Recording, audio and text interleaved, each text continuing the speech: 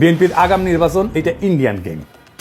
এবার কইবেন যে কইলেই হইলো, আমি কোনো অনুমান করে কথা বলি না। আপনি দেখেন বিনা সিক্রি কি কইতেছে। সে বাংলাদেশে 111 এর আগে ইন্ডিয়ান হাই কমিশনার ছিল। সে আগে নির্বাচন পরে সংস্কার, এই আইডিয়ার প্রবক্তা শুনেন তার মুখে শুনেন। The political parties of Bangladesh are saying this to Mohammed Yunus. Elections first. The reforms are to be done only by an elected government. This is business. এইবার যে এটা ইন্ডিয়ান যে প্ল্যান, এবার বুঝিছেন নির্বাচন হচ্ছে প্রথম সংস্কার। নির্বাচনটা কেন দ্রুত যায়? এই কারণে দ্রুত যায় যে নির্বাচনটা হলে আমাদের যে শক্তি, সেই শক্তি আরো বাড়বে। দেশের মধ্যে নির্বাচন সম্পূর্ণ হওয়া অত্যন্ত জরুরি। নির্বাচন দ্রুত করো, কেন বলছি? বিএনপি ক্ষমতা যাওয়ার জন্য নো, আরো কি নির্বাচনটা দ্রুত না হলে এই সমস্যাগুলো বাড়বে। সরকারকে বলতে চাই যে নাটক বন্ধ করেন। 5 মাস পার হয়ে গেল দেশের, আমরা বারবার বলছি যে একটা নির্বাচন, অবাধ সুষ্ঠু শান্তিপূর্ণ নির্বাচনের আয়োজন করেন।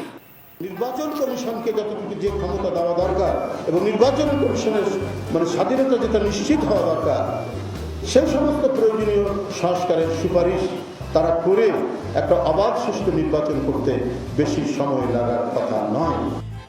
সংস্কার যতটুকু দরকার করে আপনারা দ্রুত জনগণের সরকার নির্বাচিত করেন। এই দেশে এই সরকারের প্রথম থেকে চেষ্টা করা উচিত ছিল একটি ভালো নির্বাচন কমিশন বসাবার জন্য, কিন্তু নির্বাচন কমিশন নিয়ে কোনো কথাবার্তা নাই। তাদের কোনো রোড ম্যাপ দেয় না, কবে নির্বাচন দেবে তাও বলে না।